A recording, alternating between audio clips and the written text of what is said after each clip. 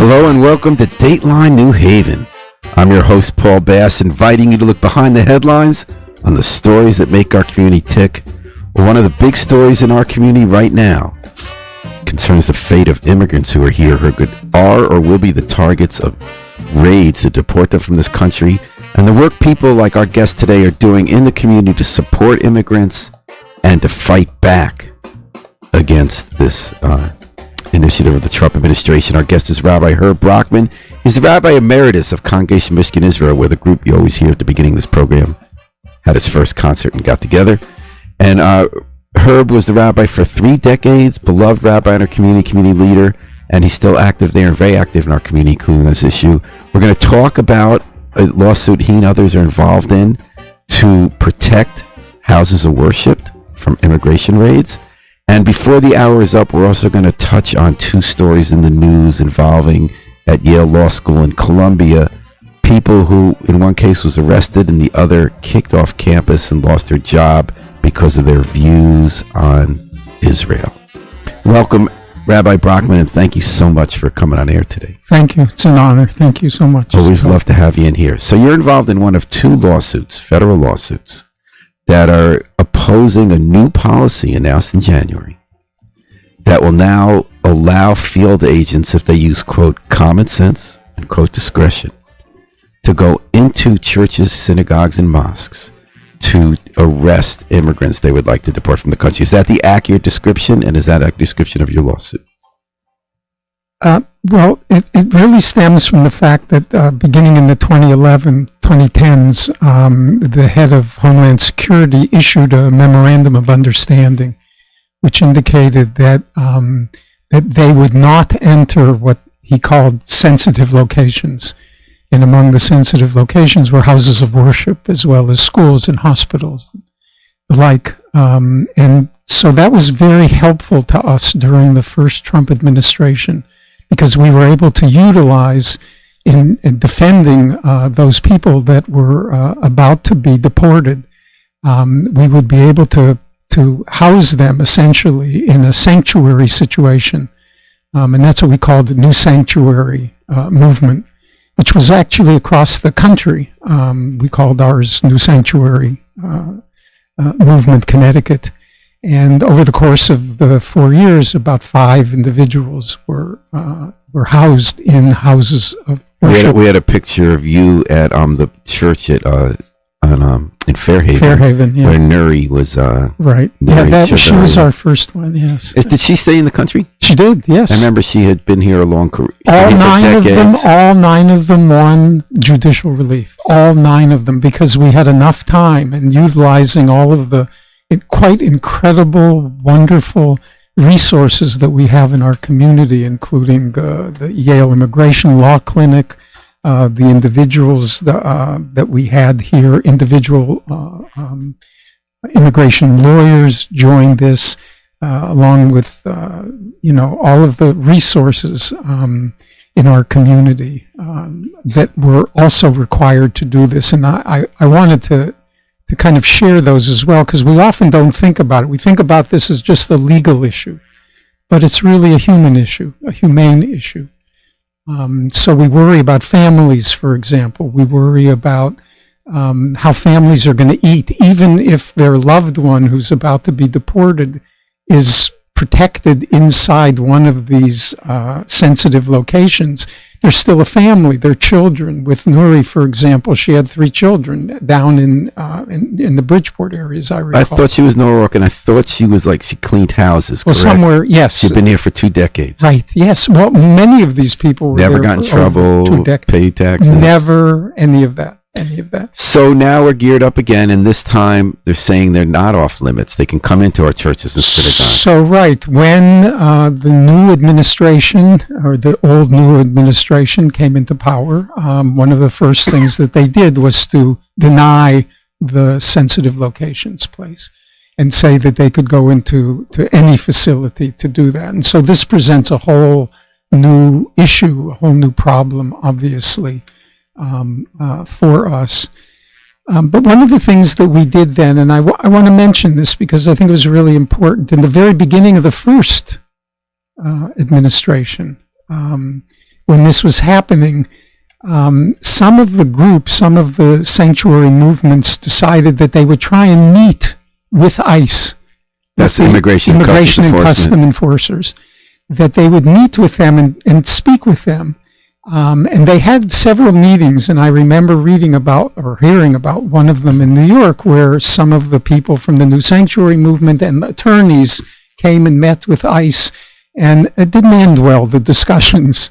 So here in New Haven, for a number of different reasons, some personal relationships, a group of clergy, a number of us, 5 clergy, decided that we would just meet as clergy with them. We were not going to get into a legal issue. We wanted to deal with them on a moral and human issue. So Bishop Razaza and myself and a couple of other clergy joined together, and we met at the U.S. Attorney's Office. They offered to host this meeting with us. We're talking 2017? 2017. And it was very interesting. Was Deidre Daly the yes, U.S. Attorney then? Yeah. And I wonder. And yes. And let's not, I don't want to. Yeah. Anyway, so we met, and the attorney actually made the comment to the ICE officials that had come down from Boston that the U.S. Attorney's Office is their lawyer. So, and they thought as their lawyer that this was an important meeting to host. And so we did, and we told them about some of the issues that families were suffering. For example, we were hearing from teachers in our congregations that the number of absenteeism, the percent of absenteeism had skyrocketed from families, from children because they were afraid to come to school, and that when they returned at the end of the day, their father would be gone or their mother would be gone, having been arrested. And, you know, the angst that this was causing. So we wanted to talk to them how they, they're parents, they have spouses, they understand, they can understand the fear that they had. And we wanted to help provide them with resources to do. So, for example, Yale Child Study has a police project where policemen here in New Haven, if they are in a situation, they go into a house and there's a kid sees trauma, someone gets shot, someone gets killed, then the police and a social worker meet with them and help them. Someone from Yale Child Study would come in, and that would be a resource. Right, Donald started that, and that this is something that they could call upon.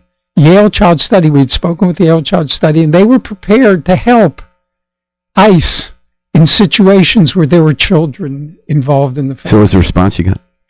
The response was, it was really positive and interesting, because we were not talking what are the laws and what is, how you do define sensitive locations and all that kind of stuff. We were talking as human beings about the suffering of these families. And it was really positive, and it did establish some kind of relationship, which I don't want to go into now about the first, because we're now in a very different situation. Because then we had a series of cases where you and other clergy supported families who went to local churches. Yes. And in those times, was I still cooperative with you, with their children and everything? We had communications with them. Let's just say that. Okay, and we're talking to Herb Brockman. Rabbi Herb Brockman, longtime community leader in New Haven, works with leaders of other clergy organizations to protect and support families who might be facing deportation, immigrant families, and they're in a new round as a new lawsuit. So there are 2 lawsuits now at the federal level. Right. The first one was filed by 5 denominations, Quaker, Baptist, and Sikh, who had it standing because they thought it might affect their congregations, and they've sued to try to not allow agents into churches. And they did win an injunction from a federal judge on February 24th. Yes. You're part of a second bigger suit brought by 24 Christian and Jewish groups representing millions of people, 27, yes, religions. So you were from the ground floor in the initial discussions of that, and now you're trying to build support for that lawsuit. What is your specific involvement, and what are you seeking? So what we did, they wanted larger umbrella, because this was, the first lawsuit was pretty specific to the institutions. So even if they win, it's just those 5 institutions. Correct. The agents can't go in. Correct. And that's all that the judge could do. So with 27 umbrella organizations, I know of the 3 Jewish, the both the conservative movement and the reform movement and the Reconstructionist movement all joined the lawsuit. So there are 3 of the 27. And you were there as someone who's active in the reform movement. Yes, yes, and encouraged the reform movement to join the social action part of the reform movement of the URJ, Union for Reform Judaism, and they did, and that was great, and it's really important.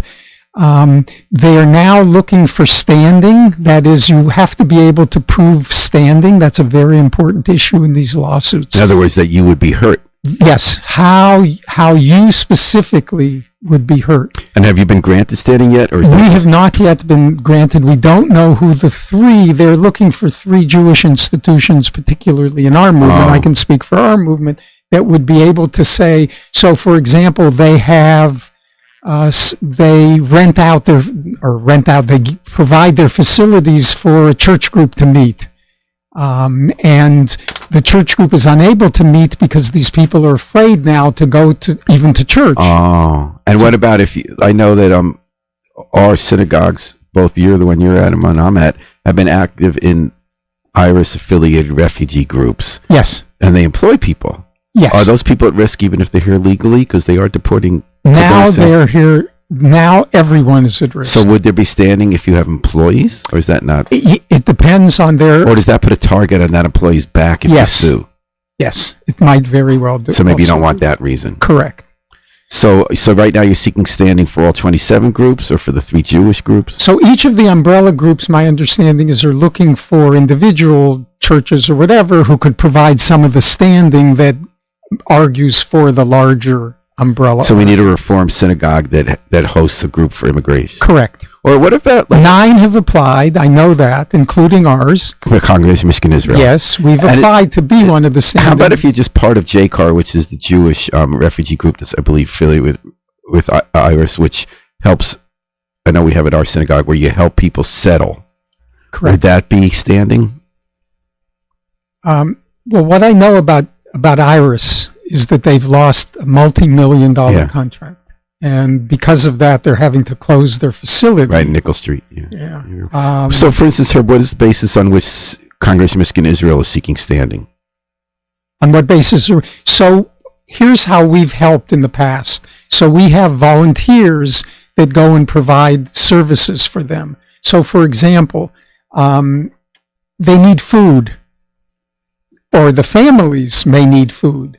So we've contacted Jewish Family Service that has, a kitchen and food pantry, and but if you drive them, and they may be one of the groups that they are looking for, one of the individuals that they're looking for, and you happen to drive them in your car, you become responsible for a felony. You're aiding and abetting. So I don't know if that has to do with entering a synagogue, though, right? That doesn't have, but they are part of the congregational support.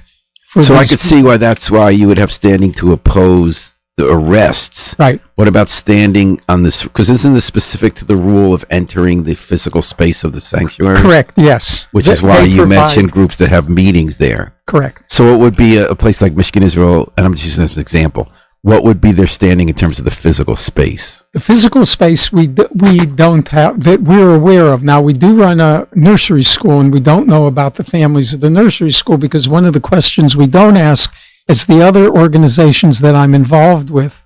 We don't keep records. And now I'm talking about some of them, for example, some of the families need medical care. So I am part of an organization called Project Access, that has provided over the last 10 to 12 years, I don't know exactly when it began, maybe 12 years ago, that provides free medical care to uninsured and underinsured individuals. So we use that organization, we bring when we hear that there is medical care that we have. We've also provided some medical care in the facilities where some of these people are housed. One of the 9 people hurt his arm, and I happen to have a friend who's an orthopedic surgeon, and called him up and asked if we could have lunch, and he said, sure, where are we going? And I told him I can't tell him. And he said, uh-oh, what do I need to bring? And I said, bring your black bag, bring splints, bring meds, bring... So I guess, tell me if I'm wrong about this, Herb. I'm feeling a catch-22, that in all the work you and Michigan Israel and other religious organizations give to immigrants, it's so important that you don't ask certain questions because that puts them at risk and puts you at risk.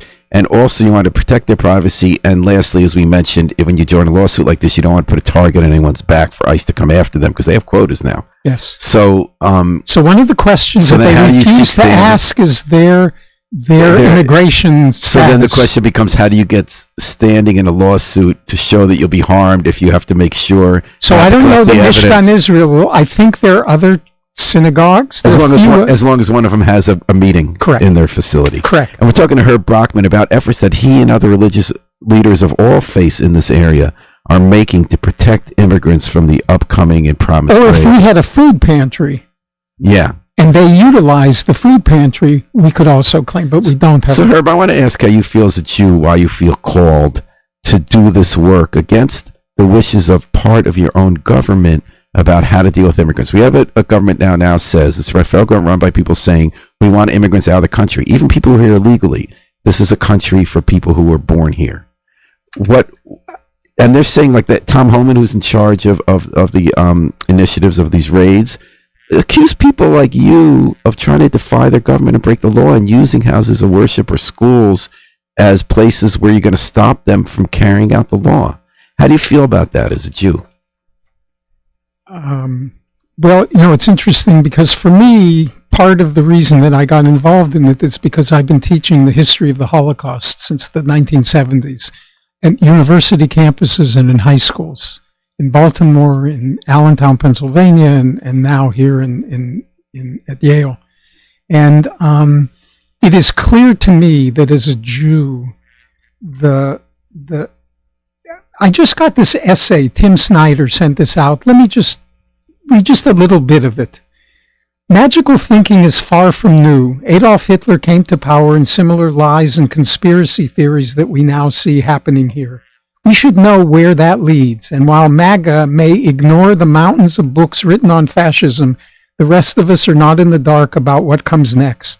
As we brace for further actions from a cabinet catering to a serial fabulist, it is important to note that the president's abstruse nonsense is not random. It has a history that makes us leads us in only one direction, to catastrophe.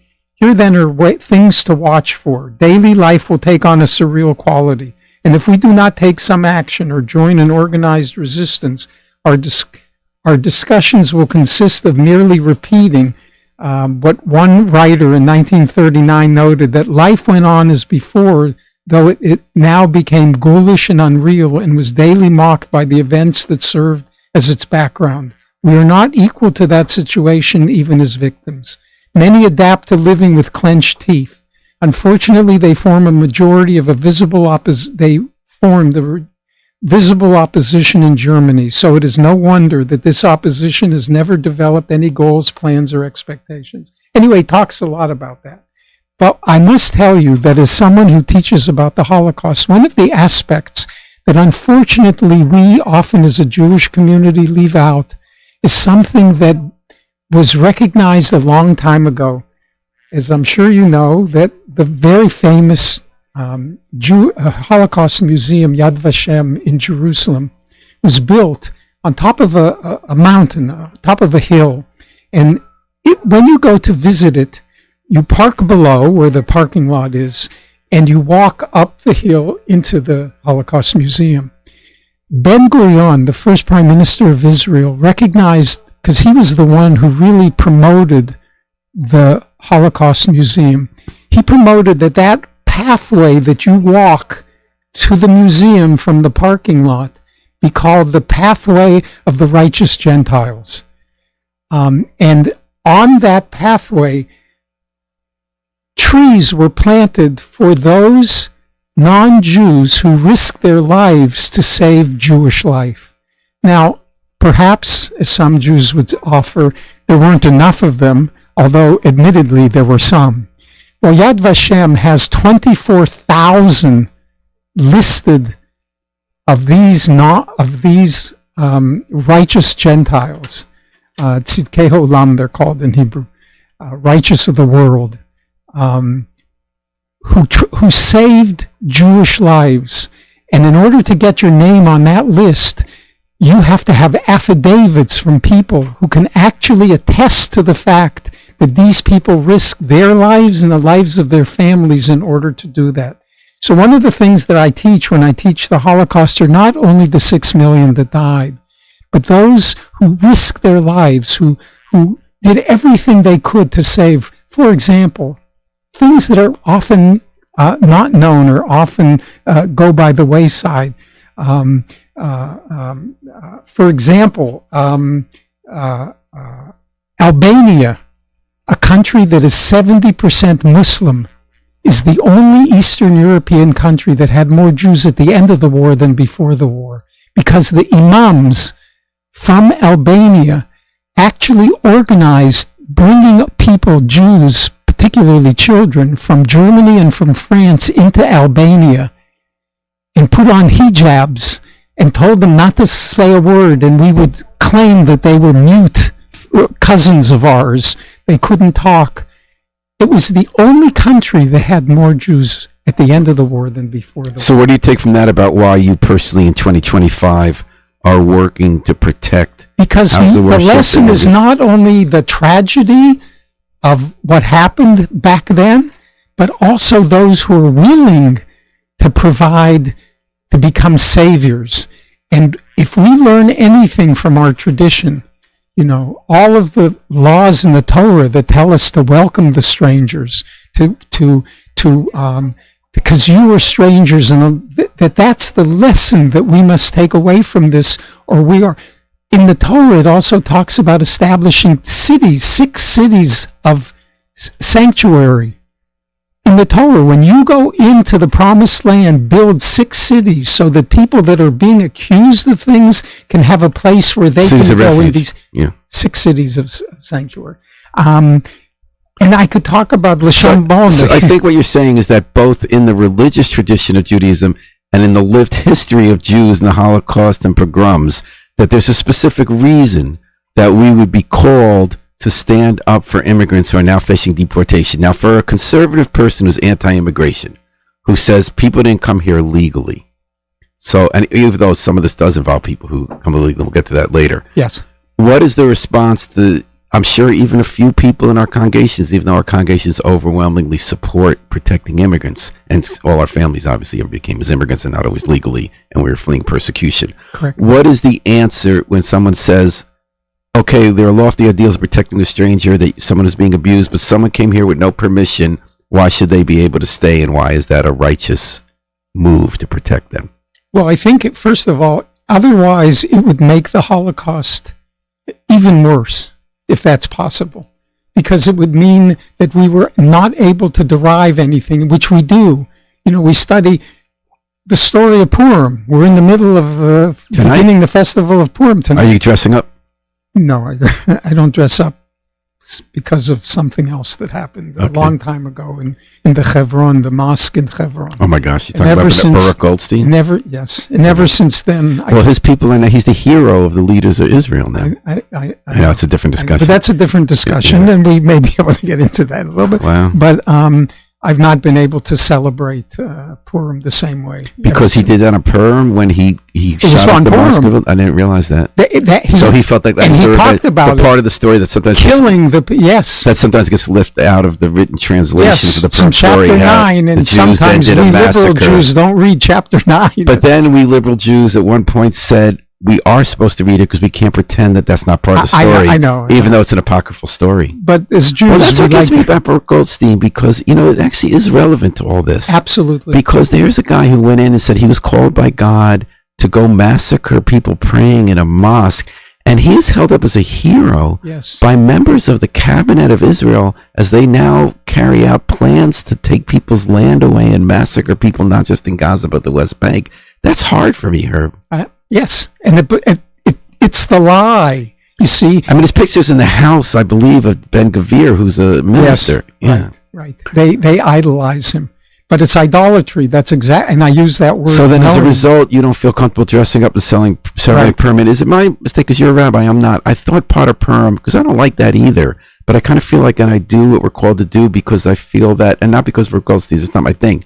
But I feel like you're supposed to deal with the contradictions in history and in the stories, and even not shy away from the fact that we've done brutal bad things and brutal bad But things. that's not how we celebrate. The way we do it is by making noise whenever Haman's name is read, by blocking it out. And we must be always conscious of that. And the second thing is the lie of our government. The government's lie is that there was a bipartisan solution to immigration that came up, and it was denied by the very man who wanted to keep this open. Because he wanted to get elected and not let a problem be solved. He'd rather get elected and spread the hate. Correct. So do you not celebrate Purim? Do you not go to synagogue? No, I don't, actually. I don't That's like so it. interesting. I don't like it. I don't, and they So I all never liked drink the and holiday. chicker on. The only thing I like about the holiday is that unlike Halloween, our kids don't dress up and go to doors asking for things. We actually give out the food for the poor and the needy. I kind of like that aspect. But I guess there's always something good you can find. Yeah. Yeah, but see, it is giving to the poor. What we used to do on Halloween as Jewish kids, I dressed up because we used to collect for UNICEF. Right. I remember UNICEF when I was a kid. That's right. And we would go around and that's what we did. We didn't ask for candy. Yeah. My family, my parents, my father wanted us to go out and collect for UNICEF and for children and for whatever other things. But I learned so much every time I talk to Rabbi Herb Brotman. He's our guest today on Dateline New Haven.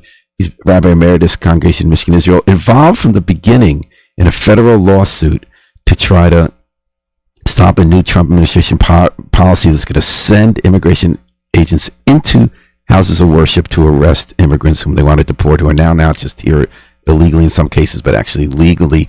Herb, is that happening? Are we going to be having our houses of worship house immigrants again? Has it begun? Hopefully, if the federal courts will decide in our favor and ultimately it goes back to the Supreme Court, maybe. If they don't, do you think houses of worship won't? Because I guess it doesn't work. It doesn't help. Doesn't work, yeah. What's the point of it? So I will tell you a story. So Ori had to leave the church in which she was. And on a Friday, it was to come on a Friday. I remember this. And there was where did we take her? And this is what happened. So we decided that we would move her to one of the churches on the green. Uh-huh. But the question was, how do we move her safely? I remember this. And the answer was, I told them, I remember sitting with the group, that the name Mishkan Israel, Mishkan was the tabernacle, the temporary tabernacle carried in the wilderness. Right, in the wilderness, that was the synagogue. And so we had a portable ark, and we were going to carry the ark. 300 people were going to surround her, and we were going to we were going to be a portable Mishkan. We were going to. So what happened? But that's not what you did. That morning, the lawyers from the Yale immigration. So you had the Mishkan ready? Yes. You were going to be wandering the desert of New Haven. We were. I love it. Oh, man. But we didn't have to do it. So, but it would have been good news. The walk, pictures. The walk that we took was, so we didn't need all that. So we just walked in victory because they won that morning, that same Friday morning, they won her judicial relief. Wow. So Herb, what's happening now? So at this point, there aren't any immigrants being held in house of worship, Correct. Even though a lot of people are targeted. Correct. But I guess it happens when they're coming after them. Well, correct. Right. So at this point, you are trying to, if I'm not mistaken, so let people know about this in New Haven. You're going and speaking in public. That's how I knew to invite you. Someone told me you were going to their synagogue to tell me about the work you're doing on the ground right now. Okay, so there are lawyers that have volunteered to represent them, to go down as a, what are they calling it? Rapid response team. They are people going around and doing, know your rights laws and all that kind of stuff. Yeah. New Haven legal assistants are working with the Yale Immigration Clinic is there. Of course. Oh, we've done shows on all this. I wonder what you are specifically doing. Okay. Herb. So what I'm doing is making sure that if families are arrested, that we can also provide for families, that we can provide people to go in and work with them. And some of the lawyers from our congregation have volunteered, to go, and while they don't know immigration law, most none of them that I'm aware of are immigration lawyers, but they can go and help the families write up what to happen with their kids. For example, Nuri was a single parent. So what would happen with her children? So are you part of a committee in addition to legal help like last time? Is it still being called the New Sanctuary Movement? Yes.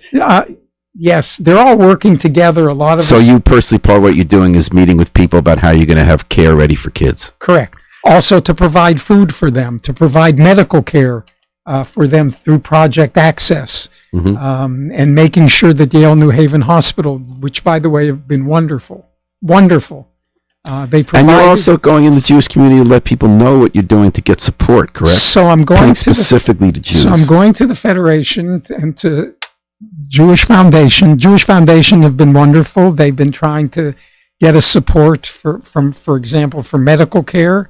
They used to have a Maimonides fund in the foundation to do all of that as well. And thank you, Jesse Turner, for listening and posting comments about this here on Dateline New Haven, WNHH FM 103.5. We're here with Herb Brockman. Are you also speaking about the lawsuit to people? Yes. Where are you doing that? So I've been doing that with Iris people, with JCAR, and told them about it. And this was right before we signed on, when it was completed, before it was submitted to the D.C. federal court. But also, I saw on Rachel Maddow how the ICE officers came to arrest somebody, and the people from the neighborhood started making noise and banging and told them to leave the neighborhood. And guess what? They did. They did. Ooh, so beautiful. Not to be afraid, to have courage, that you can really affect. I love the story of Le Chambon, which is a small Huguenot town in the south of France. And the Nazi soldiers picked that town to occupy because they were it was away from the war zone, and they decided to build a hospital for wounded German soldiers in that little town. It's a small, nothing town, primarily Huguenots, a French Protestant community. And so they came in, they took control of the town, and they issued an edict that any Jews there on Monday had to report to the train station for deportation. A word that we have become all too familiar with. And the Huguenot minister that Sunday morning, the day before, got up in his church, and he was about to give his homily, his typical homily, and it suddenly occurred to him. He tells the story because this minister ends up teaching at Wesleyan, actually. He left Le Chambon, and he stood up in his pulpit, and it occurred to him suddenly that if Jesus were sitting in his congregation, the next morning he would have to report for deportation to the train station. And he said, we can't do this. We have to do something else. And so this minister organized in that little crummy town in the south of France, right by the Spanish border, he organized an underground that from that time on, 1949 on, saved 6,000 Jewish children. Wow. They took in, over the course of the war, 6,000 Jewish children, one of whom became a congressman for California. Wow. One of the people that were saved. So I think at the point maybe we kind of assume, because we know each other, that we didn't completely spell out. So if Jews had the experience of having been immigrants fleeing persecution and death, and that people who helped us that opened the door saved lives, and that we consider it not just in our religious tradition but our lived experience, an obligation to do the same for others.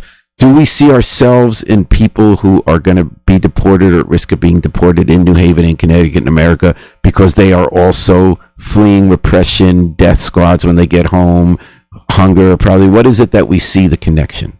Absolutely. The connection is the human connection. In the Talmud it says, and by the way, it's the exact same quote as in the Quran as well, the rabbis asked, why did God begin humanity with one man and one woman, as it says in Bereshit, in Genesis? And the answer is simple. The rabbis' conclusion was, because to teach us that no man would ever, it claims, no man would ever be able to claim that my ancestors are greater than yours. We all are from the same. That exact quotation is in the Quran as well. That the same question and the same answer is in the Quran. As people of faith, we come together over these issues. We may fight. I still remember the church, the one church where we had one of our 9 families. They had all these pro-Palestinian quotations as you entered the church. And I wanted to argue with the minister, but that was not a time to do that. This was a time for our unity, for us to come together, us to recognize our common humanity. And if we don't, then we don't deserve our common. And that makes a good segue to something I wanted to ask you about. I give you a heads up before you leave about 2 items that are in the news. One this morning in the Times, a really powerful story about New Haven. We're talking to Herb Brockman, who Rabbi Emeritus in Congregation Michigan Israel, a religious leader since the 80s in New Haven on social justice issues. There are 2 cases, speaking of the Palestinian issue, where in the name of combating anti-Semitism, in one case, the Trump administration is directly arresting, detaining without private legal representation, a man who advocated for the against the Israeli government and its conduct of the Gaza war in Colombia, and under the threat of more defunding of Colombia, $400 million already taken away from Colombia by the Trump administration, specifically because they said you're not protecting Jews from anti-Semitism. They're seeking to deport a legal resident, Halia Dutage, I don't know if I think I say his name right. And then this morning, I was reading an incredible story in the Times about New Haven, a 30-year-old woman, Mahmoud Khalid, who's part of a lefty think tank at Yale Law School, who is very outspoken against the against Israel's conduct, as you and I are, in Gaza and the West Bank. And she spoke at an AI website with a Jewish website, people who don't give their names because they say they'll be doxxed, just like we don't like it when anti-Israel protesters, don't say who they are, identified her from an AI search of having spoken at a conference by a group that supports maybe a group that's like Hamas. So therefore saying she's involved in activity that's illegal. Yale Law School kicked her out. They banned her from the campus and got rid of her job. Okay, so I've just waited on it. Rabbi Hochman, what do you think about these 2 cases? In your name and my name, the Trump administration is putting pressure on universities, in one case trying to remove illegal residents from the country because they have participated in activities that are critical, have spoken out, not broken any laws, not committed violence, have spoken out against Israel and in favor of the Palestinian resistance. So first of all, as a Jew, I am offended that the President of the United States, who welcomes into the White House anti-Semites, known anti-Semites, white racists, Christian nationalists, would pretend that this is for me, to protect me. If he wants to protect me, he should start at home before he goes to do this. While I may disagree with this guy, You're talking about the guy in Colombia. The guy in Colombia. Yeah. I'm less knowledgeable about this woman. I don't know too much about. Yeah. I know a little bit. I've heard. Well, tell me about Colombia. How do you feel? I'm offended. I'm offended that they would do that under the auspice, as if they're trying to protect. I recently read some comments from students from there who also are offended as Jewish students who are saying, this is how to protect me. Well, here's what I'm thinking. There were instances of Colombia that I thought were anti-Semitic. Right. And I thought, interrupting people feeling physically unsafe, interrupting classes, taking land, occupying land illegally. And I felt like that's a question for discipline within a university. Absolutely. But that's national hearings by the Republican Party attacking Colombia, and a guy here who was just protesting. They're now saying, Trump is saying this is the first of many, that if you protest against groups that are in favor of Palestinian rights against the Israeli government, you can be thrown out of the country even if you're here illegally. Here illegally, right. Yeah. But it's an excuse. It's a lie. I mean, but lies we've come to accept them. We accept the world that's turned upside down. That's exactly what fascism is. It's all about it. It's presenting as if it's something. And it goes back to the argument when the ACLU and many Jews supported the rights of Nazis to march in Skokie, eventually Chicago, saying that even if we abhor the opinion, we lose in the end, and it's the right thing otherwise right thing to do not to allow to have happen, to have the mere expression of a point of view be construed as making you an enemy who would be deported from the country or not have rights. Well, to me, this is even, the ACLU thing, I'm less certain of. For Nazis to march where they're Holocaust where survivors. they're Holocaust survivors. Well, that was a good result when they went to Chicago instead Right. and got hounded out. But the idea that this government, of all governments, that this government would choose to use the Jew as we're scapegoated. That's exactly what they're doing. You know about the case of Andrew Tate, who's the sex trafficker guy who's pro-Hamas and really viciously anti-Israel? Right. The Trump administration got him brought here. To Florida. Well, to Florida. They used the thing to bring him into the country. Right. Okay. So now the Yale case, we know less at this point. We're clear. We know that she was a 30-year-old scholar who was a deputy director of a think tank on political economy, which I love that word. Political economy always means you're on the left. And I am too, but I was laughed that that's this like fake neutral term. But anyway, she is not accused of having done anything illegal, anything violent. She's accused of having spoken to a group that is pro-Hamas. Uh-huh. How do you feel about that? That then she gets escorted off campus and kicked out for a job? Well, if that's it, then it's crazy. But you see, part of the problem is that universities are now running scared because the government, the federal government, is taking away $300 million and Yale got a letter this week. Like the $400 million from Columbia, there are billions at stake. There were letters. Its name is on the list. They're saying unless you show us, and they did hire a president who did not care about First Amendment rights of protesters at her last job. I was thinking about that. So if Yale now, if you're at a university, Yale Law School or Yale, and you know that if you don't performatively violate the rights of free speech rights of your community, you're at risk of losing billions of dollars. Tell me if this is pie in the sky, Herb, if I'm just an idiot who doesn't live in the real world. No, I think... No, this is what I thought this morning. Yale has $40 billion. If they don't stand up against this, they will never be a free university again. It's over. Like if you didn't stand up to the Nazis doing this, correct, you weren't going to have a university. Correct. So if I have $40 billion, I would say I'm going to suspend my rules of how much interest I take a year so that it never loses value. I'm going to start spending it down to replace every dollar that I would lose from the federal government. And I would continue to be a free university rather than give it up. So Niemöller said it, Pastor Niemöller. They came for the communists. I wasn't a communist. I didn't stand up. They came for the Jews. I wasn't a Jew. I didn't stand up. Then they came for me, and there was no one left to stand up. I mean, that's exactly how fascism works. But I'm also thinking universities specifically are understandably scared of losing billions of dollars in federal aid. I was saying places like Yale, this is when it counts. This is where your decades of raising money in the belief that you're a nonprofit institution to protect truth and independent inquiry, this is why you have those endowments. Right. So if your threat now from the federal government is you can no longer be a free university, correct, and get money from the federal government, why don't they say we have the resources to continue to be a university without the federal money if they're going to force us to violate the very basic tenets on which we are founded? Because they see it as transactional. I mean, that's exactly what Trump... So they don't care if Yale gets its money pulled. Right. If they're not willing to stand up for their basic principles, then why do we care if Schwartzman and other Trump hedge funders are giving them billions of dollars? Well, they're afraid they probably won't also. That's part of the problem. Yeah. And we see that. And as a Jewish community, we need to stand up against that. I mean, when Madoff with all the money, as my mother-in-law used to say. all the money and everything.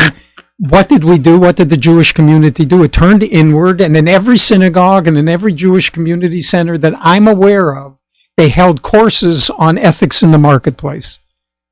That's the response. And when I said to a friend of mine, I went to one of those actually, who happens to be a Jew, every place. Now that you mentioned it, every place. And when I said to someone who's an administrator at Yale University, who's also a minister, I said to him, "You're a Presbyterian. Can I ask you a question? If some Presbyterian had stolen money, would the Presbyterian Church have courses on?" And he looked at me like, "What? Are you kidding me?"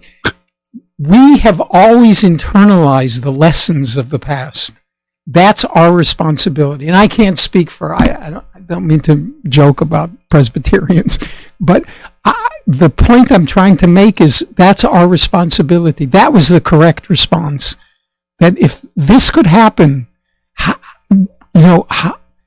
where's our lived experience has to be lived, not just in the past, but in the future. And how do we do that as religious people of faith and claim any right as survivors of the Holocaust?